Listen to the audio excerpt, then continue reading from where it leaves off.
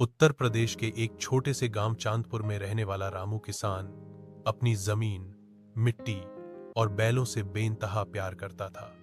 उसका जीवन सीधा साधा था, लेकिन गरीबी ने उसे हर दिन परीक्षा में डाला। 3 बीघा जमीन, 2 बूढ़े बैल, एक मिट्टी का घर और परिवार में पत्नी गीता और 2 बच्चे, यही उसकी दुनिया थी। लेकिन इस बार की कहानी आम नहीं थी।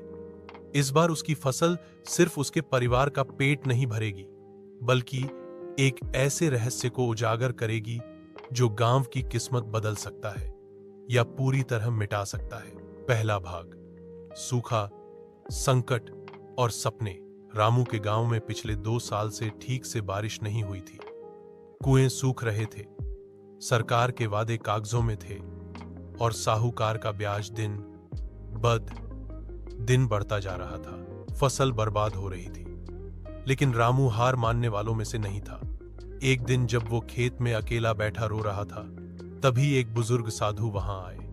उन्होंने रामू से कहा, बेटा, ये जमीन सिर्फ मिट्टी नहीं, इसके अंदर राज छिपा है। तू मेहनत कर, भरोसा रख और जो बीज मैं दूं उसे बो दे, चमत्कार होगा। रामू ने पहले तो हौंस दिया, लेकिन जब साधु ने एक चमकीली थैली से 7 काले बीज निकाले और कहा, इनमें शक्ति है, पर नियत साफ होनी चाहिए, तब रामू ने वो बीज रख लिए। दूसरा भाग, रहस्यमयी फसल। रामू ने उन बीजों को एक अलग कोने में बो दिया, जहां आमतौर पर कुछ नहीं उगता था। बाकी खेत में उसने बाजरा लगाया, जैसा हर साल करता था, लेकिन ये काले बीज जैसे जादू से भरे थे। 10 दिन में उसमें छोटे छोटे नीले फूल आने लगे, ऐसा रंग जो उसने कभी नहीं देखा था। रामू ने किसी को नहीं बताया। गांव के लोग उसे पागल मानते, लेकिन वो रोज उन पौधों के पास बैठता, पानी देता और जमीन से आती खुशबू को महसूस करता। फिर एक रात अजीब बात हुई। रामू को नींद में आवाजें सुनाई दी, जैसे कोई कह रहा हो, हमारे बीज जाग चुके हैं, समय आने पर इनका इस्तेमाल सही करना।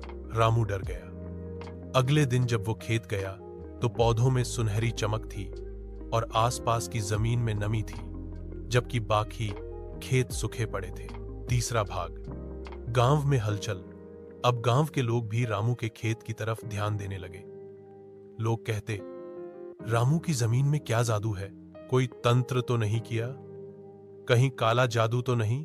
साहूकार भैरों सिंह, जिसने रामू को 10,000 का कर्ज दिया था, वो भी शक करने लगा। उसने एक आदमी को रामू के खेत में भेजा, रात के अंधेरे में बीज चुराने के लिए। लेकिन वो आदमी सुबह गांव के कुएं के पास बेहोश मिला। उसकी आंखें डर से फटी थीं और हाथों में कीचड़ था। उसने सिर्फ इतना कहा, वो पौधे, वो बोलते हैं, उन्होंने मुझे देखा। गांव में अब अफवाहें फैलने लगी। चौथा भाग, सच्चाई का उदय।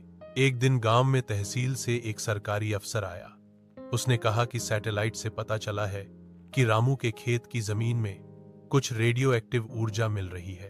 रामू ने डरते हुए अपनी कहानी बताई, बीज, साधु, आवाजें, सब कुछ। अफसर ने हैरानी से कहा, अगर ये सच है तो ये भारत के लिए नई खोज हो सकती है। शायद ये पौधे नई जैविक ऊर्जा पैदा करते हों, लेकिन हमें परीक्षण करना होगा।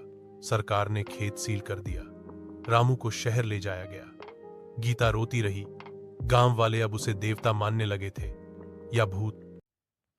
5वां भाग, अंतिम मोड़ और बलिदान। शहर में वैज्ञानिकों ने उन पौधों का परीक्षण किया। वो सिर्फ ऊर्जा नहीं, बल्कि जहरीले गैस को सोखने वाली प्रजाति थे। अगर देश में इनका सही इस्तेमाल हो तो प्रदूषण कम किया जा सकता है। लेकिन उस बीज की संरचना किसी पृथ्वी की चीज से मेल नहीं खाती थी। फिर खबर आई, वही साधु हिमालय के एक दुर्गम आश्रम में है और वो सप्तधातु नामक गुप्त ज्ञान के रक्षक हैं। रामू को बुलाया गया। वो साधु बोले, रामू, तुमने लालच नहीं किया, इसीलिए धरती ने तुम्हें चुना। अब ये फसल सबको देनी है, लेकिन याद रखो, अगर कोई लालच करेगा तो ये जहर बन जाएगी। रामू ने वैज्ञानिकों से शर्त रखी, इस बीज को सिर्फ गरीब किसानों को दिया जाए और इसका पेटेंट किसी कंपनी को ना मिले। सरकार ने उनकी बात मानी। लेकिन एक रात भैरों सिंह ने चोरी से पौधे जलाने की कोशिश की। उससे गैस निकली और पूरा गांव धुंध से भर गया। रामू को जैसे ही पता चला वो तुरंत खेत गया। वो जानता था अगर पौधे नष्ट हो गए तो जहर फैल सकता है। उसने बिना सोचे आग में छलांग लगा दी, एक एक पौधे को बचाया, लेकिन उसकी सांसों ने जवाब दे दिया। अगली सुबह खेत में सिर्फ राख थी और रामू की मिट्टी से सनी लाश। अंतिम भाग। रामू एक किसान नहीं, एक विरासत।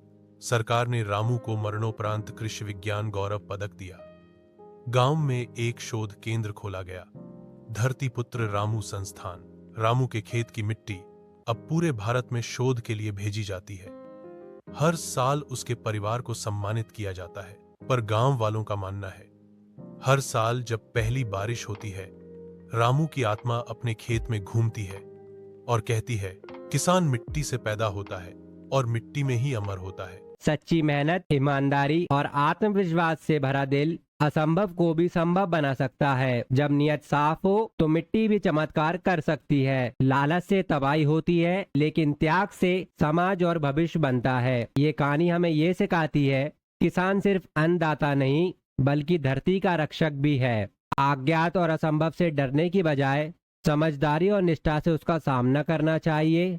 सच्चा नायक वो है जो दूसरों के लिए बलिदान दे सके। अगर आपको रामू की कहानी पसंद आई हो तो वीडियो को लाइक करें, कमेंट करें और चैनल को सब्सक्राइब करना ना भूलें।